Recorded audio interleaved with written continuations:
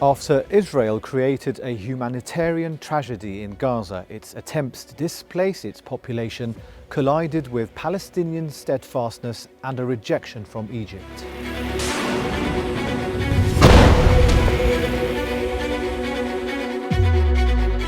With the first shell fired by the occupation army towards Gaza 47 days ago, Israel's true intentions in this war became apparent. Tel Aviv hoped to push the Palestinians to leave their homes and land in order to complete its plan to displace them into the Egyptian Sinai Peninsula. These Israeli attempts did not begin on the 7th of October, rather they date back about 75 years ago, during which the displacement plans went through several stages, all of which collided with strong Palestinian steadfastness and a rejection from Egypt.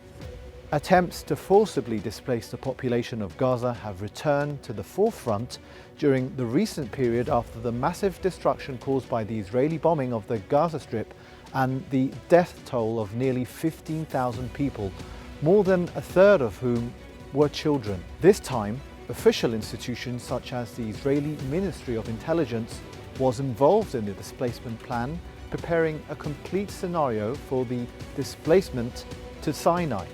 as well as government officials such as Finance Minister Smotrich, who described the proposed evacuation as voluntary migration. Despite the great momentum that calls for displacement gained with the outbreak of the war in Gaza, Egypt succeeded greatly in thwarting and confronting them, and even in obtaining international and regional positions that reject the liquidation of the Palestinian cause, especially at the expense of